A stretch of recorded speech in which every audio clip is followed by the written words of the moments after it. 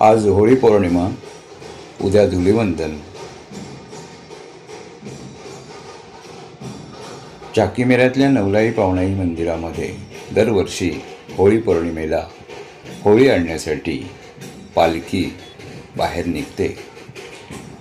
प्रथम मंदिराला 5 प्रदक्षिणा घातल्या जातात। याही वर्षी त्या नेहमीप्रमाणेच घातल्या जात आहेत। आपण हे पाहत आहात आणि इथे देवळाच्या जवळच्या भागातील म्हणजे देऊळवाडीतील महिला वर्ग मोठ्या उत्साहामध्ये आणि भाविकतेने फुलांची उधळण करण्यासाठी, पालखीवर फुलांची उधळण करण्यासाठी उभे आहेत। हे बघा, ते आता प्रत्यक्ष फुलांची उधळण करत आहेत आणि भक्तिभावनेने हात जोडत आहेत, प्रार्थना करत आहेत आणि पुरुष वर्ग प्रामुख्याने पालखीची प्रदक्षिणा पूर्ण करत आहेत।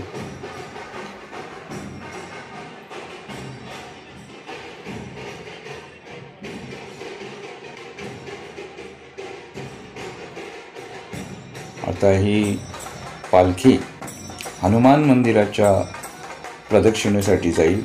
तिथे मात्र एकच प्रदक्षिणा असते।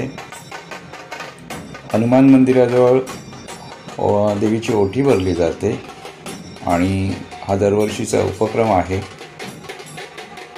अशा प्रकारे ही पालखी प्रदक्षिणा पूर्ण करण्याच्या स्थितीत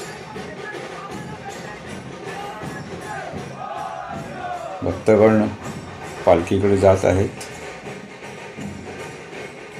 सर्व लोक हे दृश्य बघत आहेत, टिपत आहेत।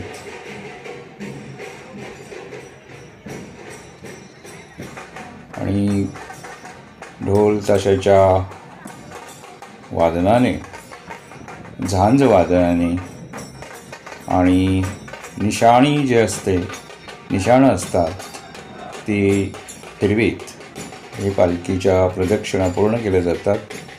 आणि ही आता निश्चितपणे 5वी प्रदक्षिणा आहे, कारण महिला वर्ग सजग आहे आणि त्या आता पुढे हनुमान मंदिराच्या दिशेने निघालेले आहेत आणि युनिफॉर्म आहे। ह्या वर्षीचा आकर्षक असा युनिफॉर्म आहे, गणवेश आहे आणि पालखी मंदिराच्या प्रांगणात पुढे जाण्यापूर्वी नाचवली जाते। आनंदाचा भाग असतो। बेहोशपणे ही पालखी नाचवली जाते, आनंदी आनंद।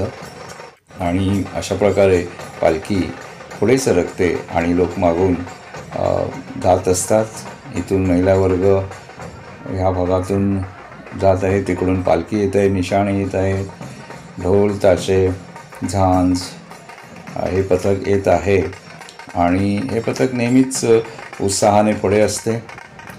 आणि खूप लहान मुलंसुद्धा आता खूप चांगलं वादन करत असतात। ही पालखी हनुमान मंदिराला प्रदक्षिणा घालते आहे।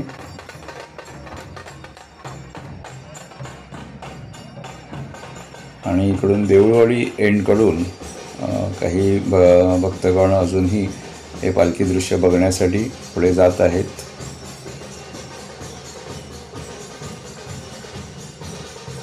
हे बघण्यासाठी आबालवृद्ध जमतात, अगदी छोट्या मुलींपासून मोठ्या स्त्रियांपर्यंत, पुरुषांपर्यंत, लहान मुलांपासून मोठ्या माणसांपर्यंत हे सर्व जमतात।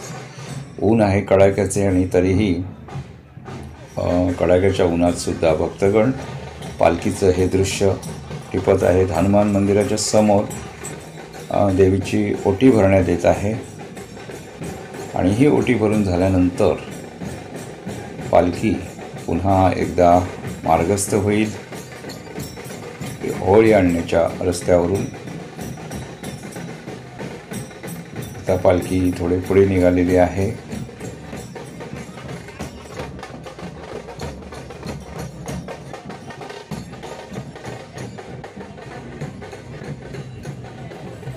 आसपासचा परिसर,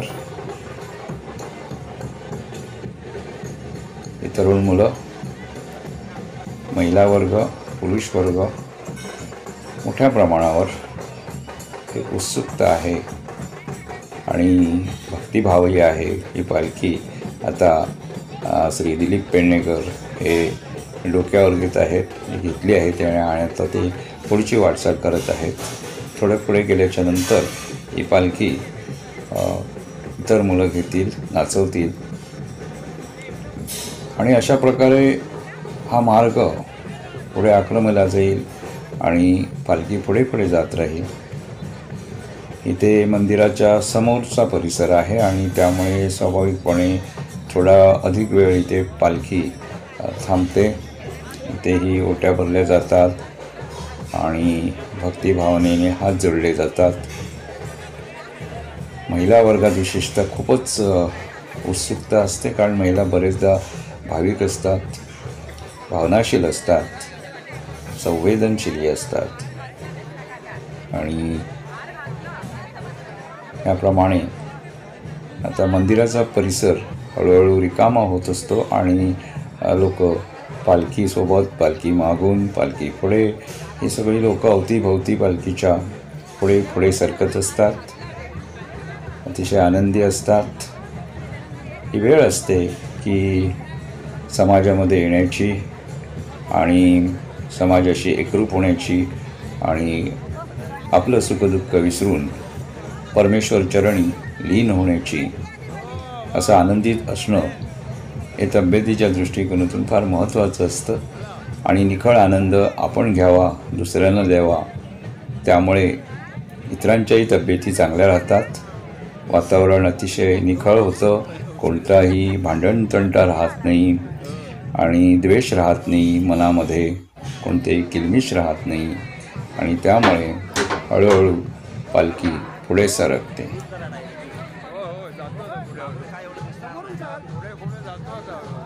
आता मंदिरासमोरून पालखी पुढे जात असताना मुख्य रस्त्यावर येण्याकडे वाटचाल करीत आहे आणि भाविकांचा अमाप उत्साह ओसंडून वाहत आहे. पुढे पुढे सरकताना अनेक गोष्टींची चर्चा होत असते आणि बरेचदा हे सुंदर दृश्य आहे आणि हे टिपत आहेत, बरेच जण टिपत आहेत, कॅमेऱ्यामध्ये बद्ध करत आहेत.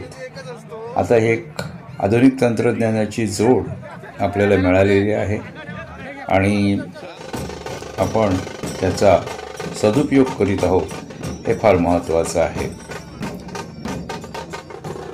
ते आता ढोल पथक पुन्हा एकदा आपण पाहत आहोत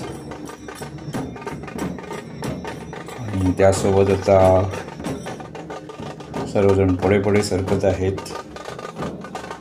अतिशय आकर्षक पेहराव केलेला हे ढोल पथक आहे आणि जवळजवळ सर्वांनीच हा पेहराव केलेला आहे आणि गणवेश एक समान सूत्र आणि ह्यावर्षी खरंच खूप सुंदर असा रंग निवडलेला आहे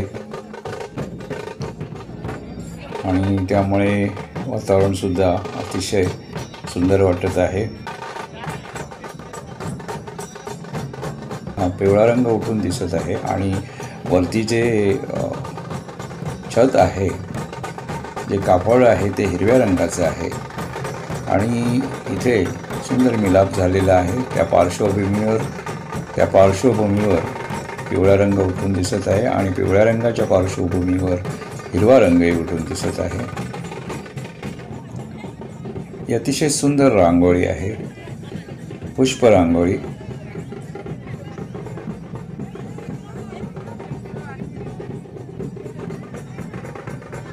आणि निशाण हलत आहेत.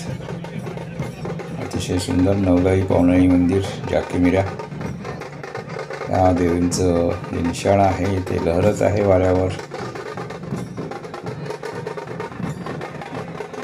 झेंडा आहे, यावर लिहिलेलं आहे की नवलाई पवनाई मंदिर जाकिमिरा, म्हणजे अख्ख्या विश्वाला हे माहीत व्हावं की ही नवलाई पवनाई मंदिराची पालखी आहे आणि ती होळी आणायला आजच्या पवित्र दिवशी जात आहे. हे पहा, अतिशय उत्तम प्रकारे ढोल आणि ताशे यांच्या गजरात भक्तगण पुढे सरकताना जी पुष्प रांगोळी आहे तिला संरक्षण देत, तिला फेरा घालून अगदी काळजीपूर्वक पुढे सरकतं. याही परिस्थितीमध्ये हे खरं तर आनंदानं बेहोश होणं असतं. हे जे ढोल ताशे वादन आहे, हा जो गजर आहे तो अतिशय बेहोशपणे होत असतो. परंतु त्याही परिस्थितीमध्ये हे ढोल पथक अतिशय सावधतेने फुलानं व्यवस्थित बाजूला ठेवून त्याच्या बाजूने व्यवस्थित जात आहेत, हे विशेष आहे. दुपारचं ऊन आहे आणि आता पालखी आपल्या जी छताची छाया होती त्याच्या पलीकडे आलेले अतिशय सुंदर असे भोसले ही पालखी दरवर्षी अतिशय उत्तम प्रकारे नाचवतात आणि हे फार मोठं पाहण्याजोगं दृश्य असतं. हे पालखी डोक्यावर घेऊन अशी नाचवणे ही कला अद्भुत आहे. कारण पालखी जड आहे आणि नाचवणे हे तर खूपच कमालीचं असतं. सर्वांनाच जमत नाही आणि भोसले ते जो सहजासहजी करतात आणि हा अतिशय आनंदाचा भाग आहे. आणि हा आनंद घेत ही पालखी पुढे सरकत आहे, लोकसमुदाय पुढे सरकत आहे. इथे पालखी नाचवली जाते. काही गाड्या येत असतात. ह्यावेळेला व्यवस्थित मार्गदर्शन केलं जातं, गर्दी असते आणि वाहतूक नियमन व्यवस्थित केलं जातं आणि हे सगळं उत्स्फूर्तपणे केलं जातं. हा जो ट्रक आहे तो आता पुढे सरकत आहे आणि यामध्ये प्रामुख्याने जे काही ओट्या भरल्या जातात, नारळ असतात, इतर काही सामग्री असते, ते सर्व काही या ट्रकमध्ये असते. पाठोपाठ एक छोटा टेम्पोही आहे, तोही मदतगार असतो. आणि हे बघा, श्रीदेवी नवलाई पावणाई जाकिमिऱ्या शिमगोत्सव 2024 अतिशय शांतपणे, संतपणे आणि आनंदात हे सर्व भक्तगण पुढे सरकत आहेत. अलावा परिसर आहे जाकिमिऱ्यामधला अत्यंत महत्त्वाचा आणि संवेदनशील असा हा भाग आहे. आणि इथे तरुणाई खऱ्या अर्थाने उत्स्फूर्तपणे नाचत असते आणि ढोल ताशाचा गजर करत असते. आणि आता ही तीच परिस्थिती आहे. निशाणी फिरवत असते आणि आताही तरुणाई उसळते आहे आणि जोरजोरात ढोल ताशा वाजवते आहे, झांज वाजवते आहे आणि अतिशय उत्स्फूर्तपणे पुढे सरकत आहेत. पाठोपाठ पालखी येते. हा मोठा वटवृक्ष आहे आणि याची छाया अनेक वर्ष आपण घेत असतो. या छायेखालीच एक महापुरुषाचं मंदिर आहे.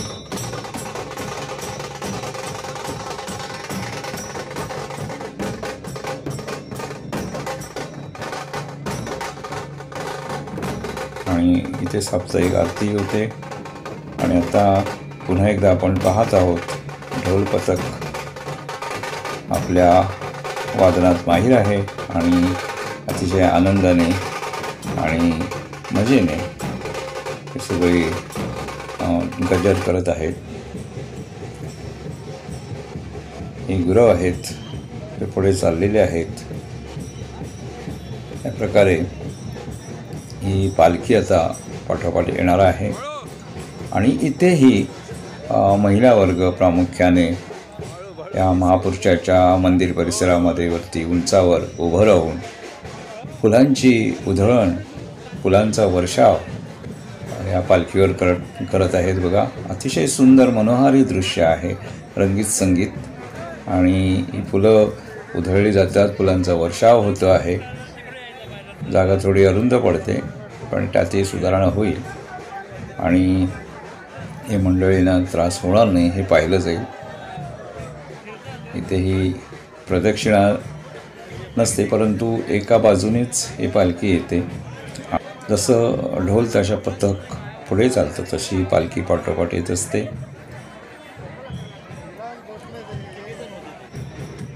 आणि ते पालखी काही काळ थांबते.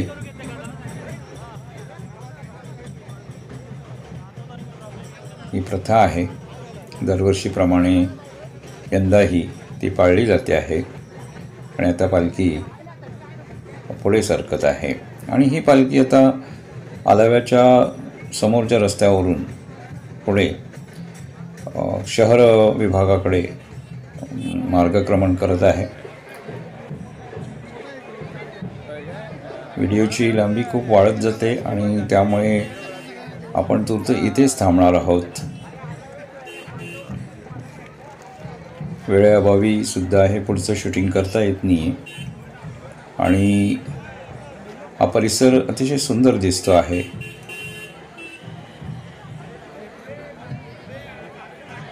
भक्तगणांची ओढ किती तीव्र असते हे आपण पाहत आहोत. अनेक अडचणींवर मात करत भक्तगण येत असतात आणि पालखी मागून चालत असतात.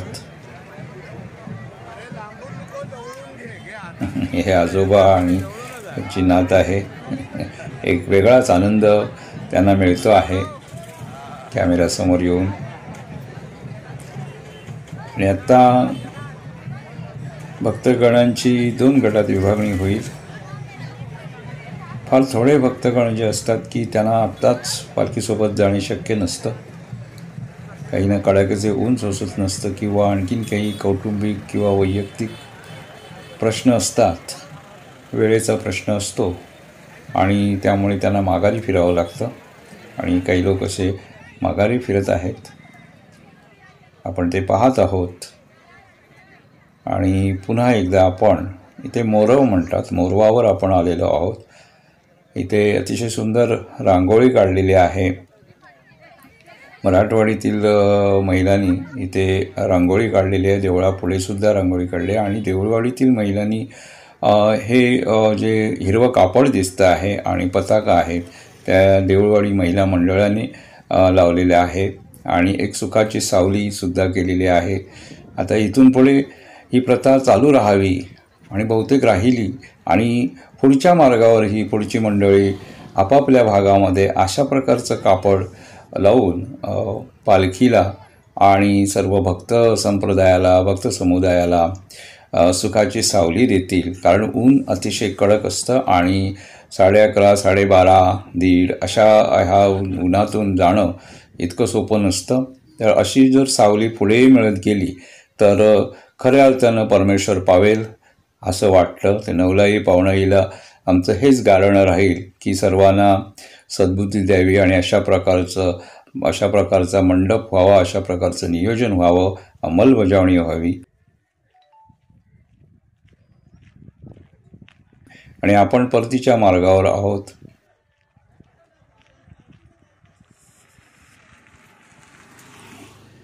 आणि हे देऊळ परिसर आता जवळ येत चाललेलं आहे आणि हे जे काही सुंदर काम केलेलं आहे देऊळवाडी महिला मंडळाने आणि मराठवाडी महिला मंडळाने सुद्धा याला हातभार लावलेला आहे. आपापल्या परीने प्रत्येकाने प्रयत्न केलेले, अतिशय सामंजस्याने हे सर्व होत असतं. ही अतिशय आनंदाची बाब आहे आणि असंच दरवर्षी व्हावं अशी नवलाई पावणाई चरणी प्रार्थना करून आम्ही इथेच थांबतो.